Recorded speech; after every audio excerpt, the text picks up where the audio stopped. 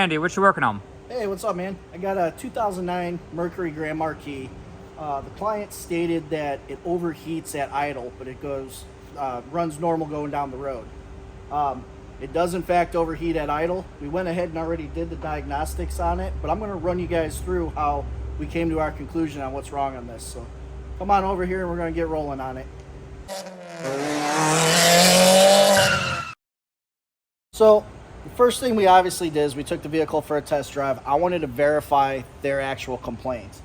I'll be honest, you can do this a couple different ways. A lot of guys say plug the scan tool in before you actually do any type of driving. I actually do it the exact opposite. I drive the car. I don't want anything to interfere with me trying to duplicate exactly what the client's concern is. And then I hook the scan tool up when I get back to the shop. When we got here, I went ahead and plugged our Snap-on Zeus in, and I pulled codes. You guys can see I've got a PO 128, over temperature codes for the cylinder head temp sensor, and then it shows at some point it was in its protection mode. Okay, so the check engine light was on. It stayed cooled running down the road, but when I pulled it in the bay here and I just sat at idle, I could get this thing to start creeping up on the temperature gauge within about 3 minutes. So we know and for sure that this thing is overheating. I can duplicate the symptom really quickly. Now, what you have to be careful of is a lot of techs will look at that 128 and they're putting a thermostat in this thing first. They're not going to do anything else. I went ahead and made sure that the thermostat is opening and closing right now with a temperature gun.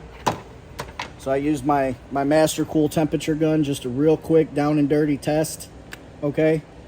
We could have used the infrared, but I'll be honest, I did not have the thermal imager here right now. So we went ahead, we made sure that the thermostat was opening and closing, and this thing is supposed to be at full open at 212 degrees. Well, I start creeping up, and once I hit about 218, 220 degrees, I realized the fan never turned on. So that's where I start focusing my attention.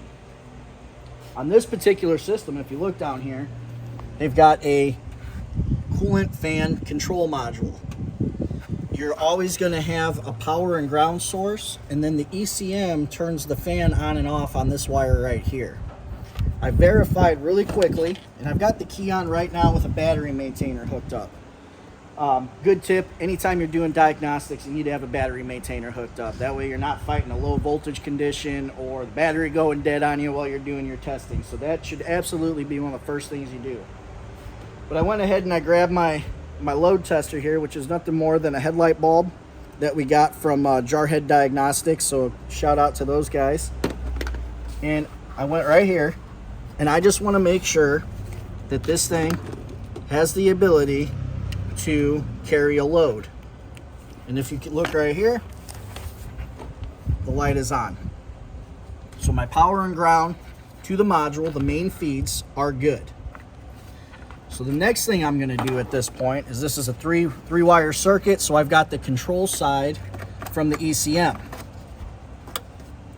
So I'm going to use my scan tool really quickly, and I'm going to turn the fan on.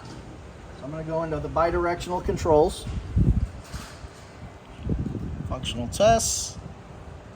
Doesn't like me touch. There we go. And I'm going to go fan control on and off.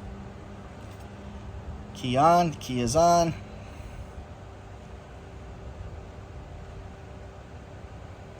Now I'm going to turn it on. Okay. No fan operation. But what I do have is I've got the lab scope already hooked up. I got the Pico hooked up. And you can see that I am getting a pulse width signal and it's telling the fan to turn on. I'm just going to zoom in. See, it's being cycled.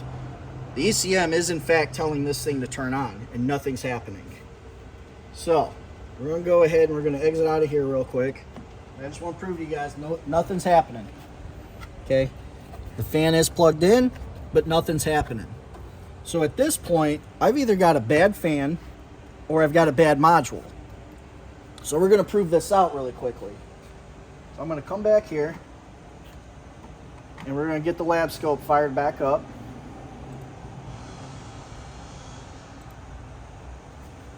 And I'm going to unplug at the fan itself, right here, you can see it's just a two-wire connector. I'm going to plug in my power probe just to the fan. Okay, so I'm going to go to ground, and I'm going to go to power real fast. And I just want to make sure this thing turns on quickly. Probably hard for you guys to hear it right now, but this thing just powered up. Okay, so now what we're going to do is we're going to watch with the lab scope. I'm actually going to turn this guy off real fast. And I've got my lab scope hooked up, and I've got a low amp clamp hooked around the wire. That way I can see how much amperage this fan is drawing on initial fire. Really quickly, we'll make sure my screen's live. And I just fired it off. So I'm going to go back, and I'm going to go look at my inrush current.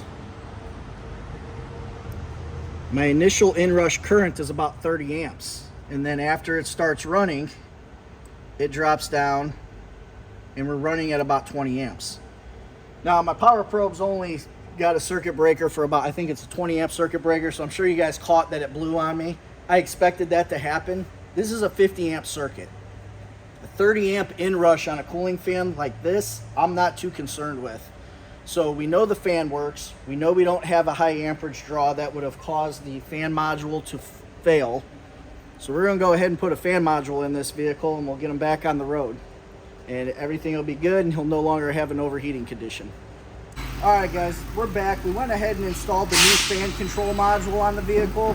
If you look down here now, you can see the fan is currently on. It might be hard to see through the camera here, but if you look at the scan data, you can see on the graph here as the fan turns on, as it cools down and turns off, and also the hottest I've ever got this vehicle to go now is 201 degrees.